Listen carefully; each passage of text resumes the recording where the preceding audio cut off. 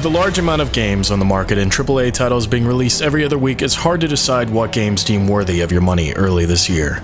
Trying to make its place in one of the most saturated spring seasons of recent memory, Army of Two Devil's Cartel sneaks its way into store shelves as an underdog with a bad attitude. With multiplayer out of the mix and a focus on co-op multiplayer and over-the-top B-movie action, does Devil's Cartel end up a sleeper hit, or a game best left in the shadows of more notable releases?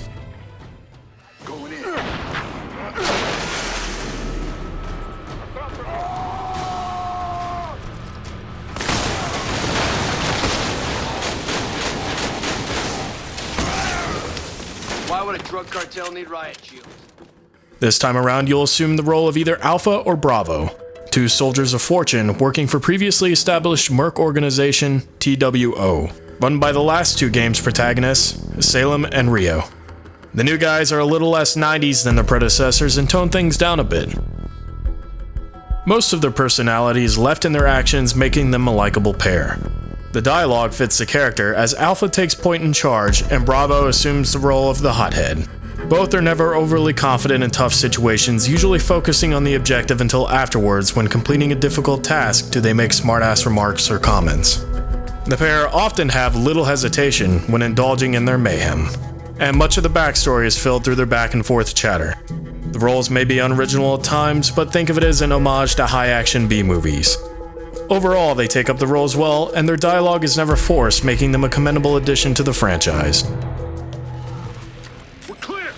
Alright, see a way in? That's what she said. Nothing, man, nothing. Fine. There's a collapsed tower over there. If we climb up and go around, maybe we can get in the back way. Oh, man. What? Nothing. Let's move. Running on the Frostbite 2 engine adds to the madness of what Devil's Cartel is trying to accomplish: badass cowboyism. Bullets pierce through cover, changing the environment and strategy of every encounter. Sitting behind a concrete wall and a crate makes a difference as the physics are realistic but a bit exaggerated. Barrels and gas tanks litter the environment, just begging for an explosion. It's obvious the developer was aware of this and wanted to fully utilize the physics of the Frostbite 2 engine. When Rage Mode is triggered, the fact the game doesn't freeze every time is impressive to say the least. Although the particle effects don't look great all the time, the sheer amount of carnage that consumes the screen is absolutely ridiculous. When Rage Mode is activated, your characters will annihilate everything on screen. Few things in games are more rewarding.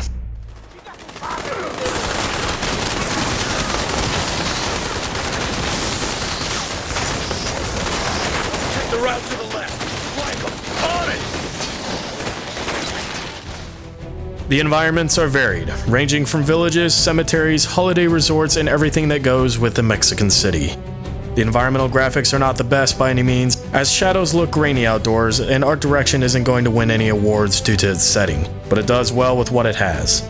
Some levels can look simple and boring, but others look great, with all the environmental detail feeling authentic.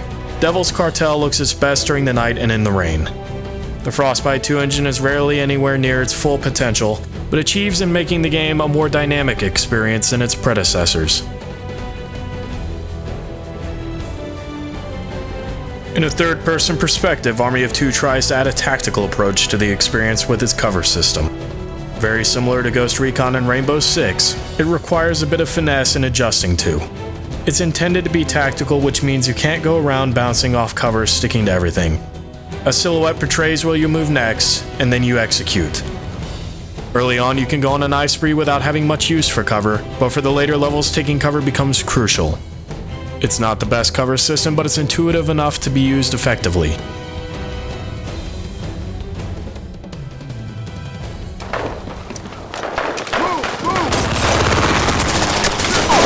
Take them down!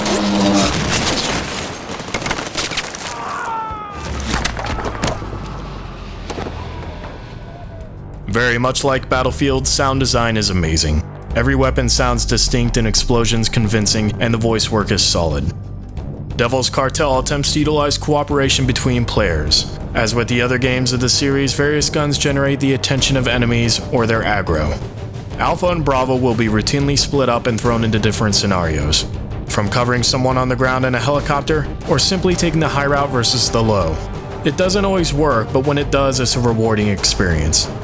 In the later levels, this teamwork becomes more important as enemies flood the scene, they flank, and show some intelligence from time to time.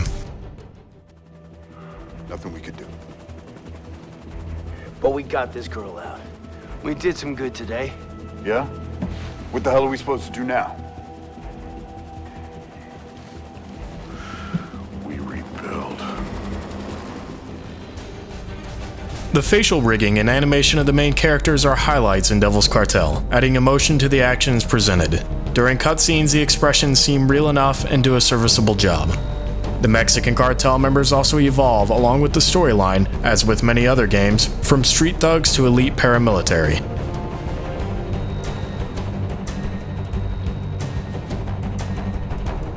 One thing Devil's Cartel isn't short on is customization. The series has always done a great job with offering weapon customization, and it returns. You'll be able to switch out anything from the stock of your weapon to the barrel tip. Sadly, this doesn't get as over the top as previous entries, but it is still welcomed. The weapons aren't alone, however, and you'll be able to customize your armor and face masks as well, from a host of pre-existing designs to one of your own.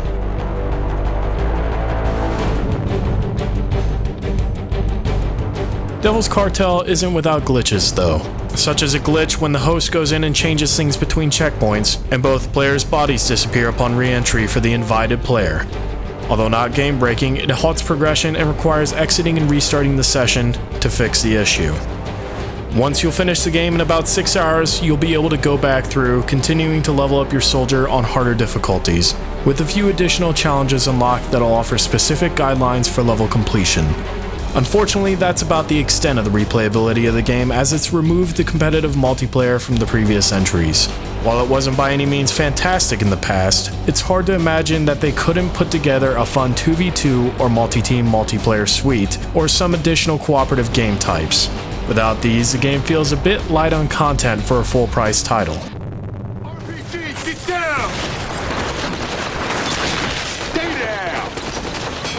The fire's spreading. Move your ass!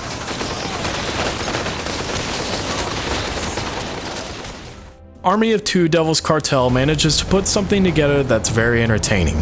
Few times do you feel as powerful in a game as when you're in rage mode and every bullet you fire feels like a 40mm shell. Blasting through the environment and waves of cartel hombres takes a while to get old. In fact, it happens just about at the end of the game. Maybe that's why they made the experience so short.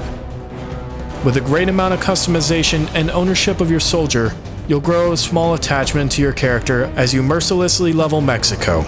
But nothing can overcome how fleeting it all is, and Devil's Cartel was certainly a surprise this year, being more enjoyable as a pure action game than other third-person shooters recently released.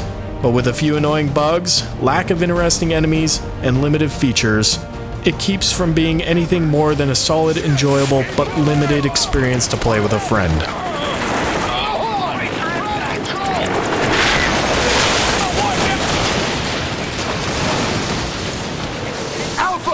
You okay, man? Talk to me! Talk to me, damn it! Woo! Nice one, buddy. There he is! Get the pilot!